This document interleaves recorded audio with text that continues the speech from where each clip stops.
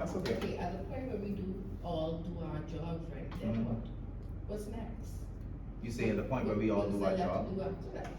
What you mean? Like in the instance that, no, like let's just say, by some happenstance, everybody just stops littering. Mhm. It's perfect, clean, pristine, what Mhm. next?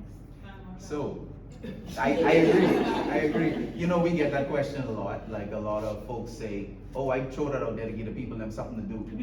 But we interviewed, we actually had on our radio show. People didn't say that. Mr. I can't remember his first name, but he's from the landfill. And they have had to systematically hire tons of people to meet the demand. In fact, they have more staff than almost anybody else. And they were cleaning up one side of the street, and when they got midway, they had to go back and start again. What? And it's very, it's bigger than you think. This trash epidemic, it's bigger than you think. Well, You know? So I just want to say to the marine trash that washes up, Mhm. there's going to be almost 300,000 tons of garbage washing up on the shores of the Bahamas by next year. Yeah, yeah. Some of the stuff that we pick up, we have a canal clean sweep, and you would think that there wouldn't be much trash in the canal system, but we picked up lawn chairs, tires, we've picked up fishing lines, we've picked up a lot of styrofoam stuff, cups, chip bags, we've picked up plastic cups, and just like she said, like a lot of this comes in with the tide, and it's all in there. 300,000, you know how much that is? That's a lot. So imagine going on a boating party, or going on a boat just a joyride, and all you're passing is a bunch of plastic in the water. So the fish is eating the plastic. So now you have microplastics in the fish that you're eating, and now microplastics are in you. And guess how long that takes to dissolve? Probably won't. The studies that's showing that. But to get back to your question, when you have everybody doing what they're supposed to do, picking up after themselves, then that frees you up to focus on other things. It frees you up to be creative.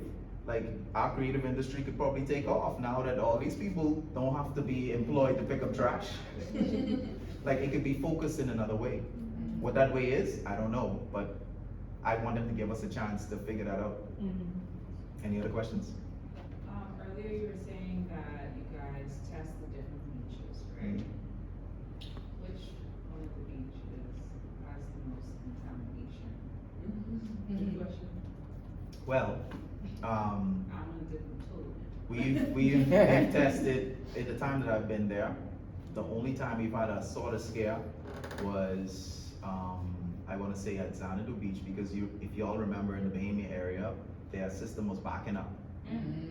And sometimes when you pass certain areas, if you've driven through Bahamia, you'll notice that the sewer system, you smell it, right?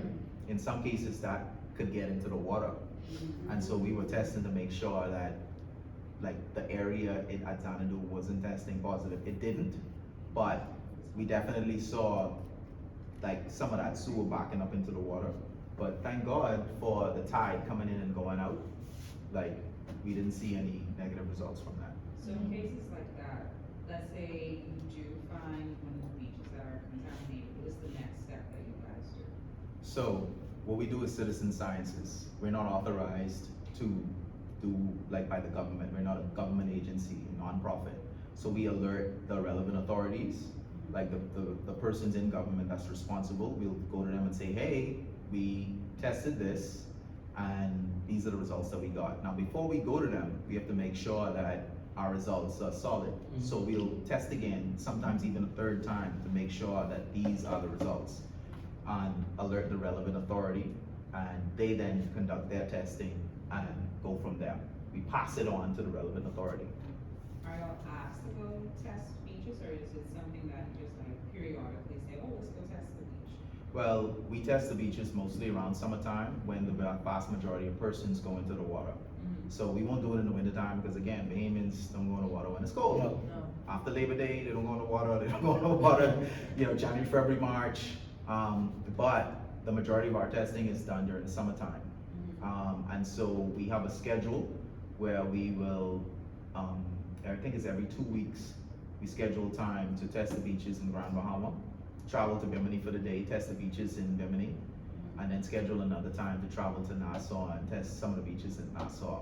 We have a small lab at our facility, and it takes about 24 hours to get results. After that, we release the results on our social media pages, and there's also a swim guide where we upload that information to a international database. So tourists visiting the Bahamas could check in on swim guide, and they could say, well, let me look at this beach and see the history of its testing. It's safe for me to go in the water. But that's something you guys do personally, or is it another entity telling you guys to do it? No, that's something we do personally. Waterkeepers is, like I said, a small team, but we're a part of a larger organization, maybe about 150 other waterkeepers around the world. So there's a Waterkeepers Miami, there's a Waterkeepers Milwaukee, there's a Waterkeepers, but we're Waterkeepers Bahamas. So we test the waters in the Bahamas to ensure clean, drinkable, swimmable, and fishable waters. Okay, and that's my last question. That's no problem. So I understand you guys being non-profit, if somebody who wants to go ahead and be a part of the organization, is it like a fee for members, like, you know how you need money to keep running stuff? Yeah. So is it a fee to join, or monthly, yearly, or however? Well, we have where persons wanting to help us with our mandate and with our programs, they can donate to some of our causes. For example, I spoke earlier about the youth program. So that's always a program that needs help. We want to expose our children to a lot of stuff. We go on field trips, we give them food. So to offset costs, we ask them to pay a fee. But if a person wants to donate, they can say, hey, I'm donating to this youth program, or I'm donating to this cadet program, or for your water quality monitoring program. So persons can do that. There's no fee. We mostly operate off of volunteer work. That's why we really been building our community and getting persons involved because we really push the citizen science aspect. So you don't have to pay a fee, but if you want to spend your time or bring your kids or do whatever, we'll work with you to get that done. We also operate off of grants. So the mangrove restoration is through grant work. So once 2019 with the hurricane and all of the mangroves on the north side and in Bimini got destroyed, we were looking for ways to help replenish that, and so we wrote for grants and got one or two to help with that situation. Any other questions? So I know you guys are community oriented, like you said, but do you think it's more effective working with communities and businesses rather than public knowledge or like policy changing, advertising, all that stuff, or advocating for certain rules to be in place? Oh, so you mean like law? Yeah, sure. Advocate for law changes? We also do that, because if you don't change the laws, or if you don't advocate for laws to be changed, then it's kind of like a hamster running in a wheel. Like you'll be talking and telling people in the face, yes, we want the community involved, yes, we want you to have a paradigm shift, have a mental shift, but we also want that to go up as high as possible and, push for laws to change, to facilitate, for people to be more aware of the environment. Which is why, again, in our youth programs, it's easier to work with children and to kind of form them and get them to be more environmentally aware and conscious, so that when they choose careers, they can be like, all right, I want to be a lawyer, but I'm still aware of all of the training that I've had. It's not just an environmental program, it's also a leadership program. So we groom leaders who are gonna have that responsibility in future, so that we know that, when it's my time to pass on that baton, I'm putting it in hands that are gonna safeguard the environment, and push what we're doing, so it could be beneficial to all, So yes, to answer your question, we do advocate for law changes, for people to be more sensitive to the environment and that sort of stuff, and also the community. It's a lot of arms, but too little people. Anybody else? Come on, I have a roll now. When do you guys meet? Sorry, what's that? When do you guys meet? Like outside of actual environment stuff, do you have like meetings, and how do persons just come into your meeting? Or is it only, hey, we have this going on, this is where we meet everybody? Is that how that normally works? Mostly it's, all right, we have a cleanup, we have a calendar of events, and we put that out there on socials, and we capture emails, and we alert we have a newsletter, and we get folks to say, okay, I'm gonna spend time and come to this cleanup, or I'm gonna come to that cleanup. We're a part of situations where we can have a meetup, like Keep Grand Bahama Clean. We're also involved with them, because again, it's our island, we have to be responsible. So they normally have set meetings that persons can tune in or show up for different things. So yeah, that's mostly what we do. But we try to make people as aware as possible. It's only so much of us. We can't have a lot of meetings, but we can show up to meetings like here to spread the word. Sometimes it's easier for us to move or us to come to you versus, again, y'all busy asking you to come to another meeting. Because chances are you'll be like, I tired. You know? Any other questions? I think there's my last question. It was No, actually keep more going, I like it. Have you ever tried to go to different high schools that have like environmental science and see if you can incorporate that into their courses? Like what you guys do? Yeah, again, it was very strategic, what we do, especially with the youth programs. We go to the schools. Sometimes we're talking to an assembly. Sometimes we're talking to whoever would let us talk to them. We talk to them as well as administration, and we tell them, hey, this is what we do. We work with teachers. They bring their students to the mangrove nursery, and they're already doing environmental subjects like mangroves, and they want to reinforce that message. And we also have a teaching tool, a book, Mani the Mangrove, that sometimes I go to schools and we read to the students, or we get them to put it into their reading program or their book club. So we push as much as we could to get environmental knowledge into the schools. We're talking with different entities, teachers, different groups, the ministry, about the possibility of having a more hands-on approach in education.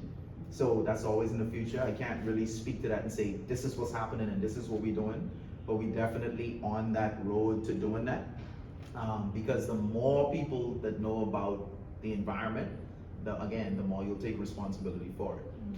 You know? So imagine in your primary school, high school career, you having this mangrove experience, or you having this canal cleanup experience, or you have any one of the many citizen science experiences that I'm talking about. Chances are you would be roped into some of the stuff that we're doing. Chances are you would have been in some of our youth programs, cadet program, which would have probably changed a trajectory. We've had students who came in, they just came in because they come in with their friends. Or, you know, this particular girl, she was like, I just wanted to see what it's about. And she turned out to be one of our top students, now studying marine biology in college. We've had students that got scholarships to go to the island school in Eleuthera. Anybody here know about the island school in Eleuthera? It's an amazing experience. Amazing food. Like, the food is really good. Again, the food is really, really good, right? But they come out of it with a more profound experience, because here they are rubbing shoulders with people they would never ordinarily talk to, meet ever in their life. These people are paying thousands of dollars to spend a semester at the island school, and one or two students from the Bahamas get to go, and they're rubbing shoulders with all of these millionaires and multimillionaires, and you know, they come back and they tell us, wow, I realize how I'm living is just so different from the people that they met. So it's all about opening them eyes. We only need to capture about 10%. That 10% is gonna then turn around and change the world, you know? So if y'all wanna help, even if y'all wanna be a part of our facilitators, those are the persons who help us guide the young ones in the youth program. We have training for that. We welcome new faces, new energy. We want you to have fun. We want you to bring everything that you've learned up to this point in your life, including a lot of the four-way test stuff, like everything. We need you to bring that, you know, because these children, they need to be influenced by a lot of us. You might think like, you know, I'm too young, I need to party, I need to do this, and that's true. You do need to party, you need to have fun. But we need our youth to have real life experiences from real people, going through real things. Not that you bring in your drama or whatever to children, but we need you the personality. You might think I'm not good enough, or I don't have time for that, or what could I do? I never thought that I would be where I am right now, standing in front of you, doing this with you. I never saw myself in an environmental situation. Joseph Davil, Mr. Davil, he kind of reeled me in. He was like, just try it. See how it's a catch. I was like bait on a hook. He said, just try it. And 1 year turned into 2, turned into 3. Next thing I know, I'm an old veteran now. I don't even know when that happened. You know, I didn't even know, and Andy could kind of, Miss Andorra could really tell you that we end up being like, oh my gosh, now we sounding like him. Like he's saying, oh, Mother Earth and her gracious beauty. You know? We used to laugh at this dude. Anytime he came in front of a podium, we would be like, oh Lord, watch him now. And he'd go there, Mother Earth and da da da. I didn't even know when that started slipping into my vocabulary. Maybe in the 5th, 6th year, it just started slipping there, piece by piece, bit by bit. Next thing you know, I was gonna treat a BNT and you know when that happened. So, I'm just telling you, everything is a journey. Everything is a journey. You don't know where life is gonna take you.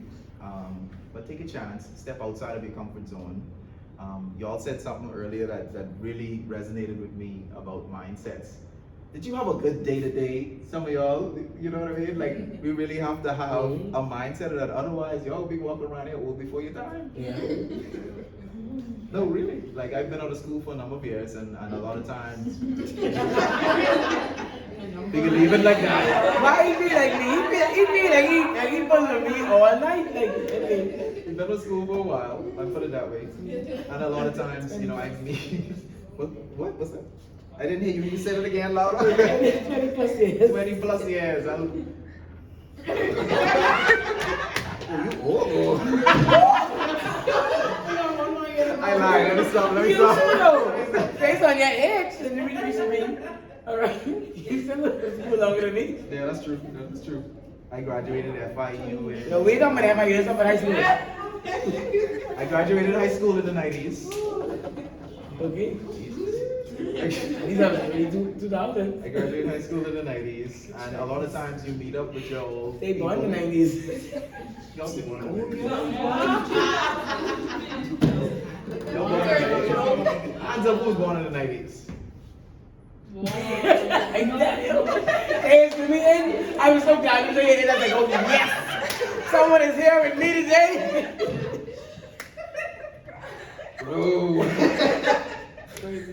Y'all give me goosebumps, but so you know, I got goosebumps. So it's just crazy. It's just crazy that sometimes, you know, when I have visitors come and they be like, oh, when you get our age, you ain't know what it's like yet. How old are you? I'm 35. How old are you? It ain't important. Being here now. Let's not talk about the past, you know. I was born in the tail end of the 70s. So, you know, I grew up in the 80s.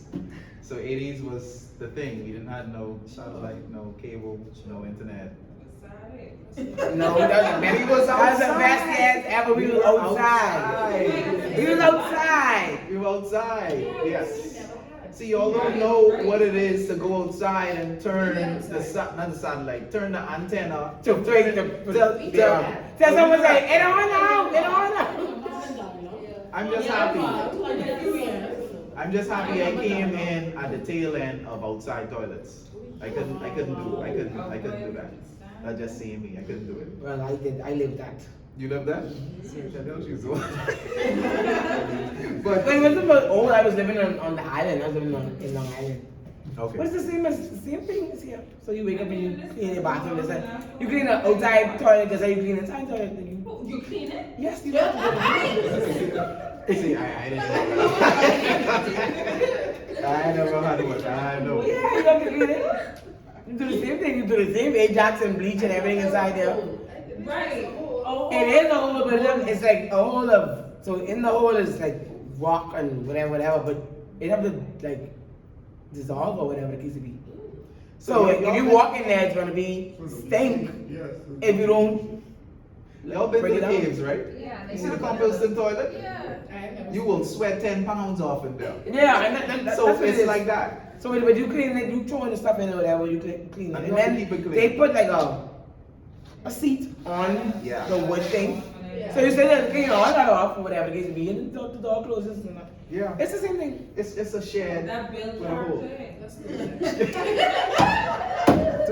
Don't I have character?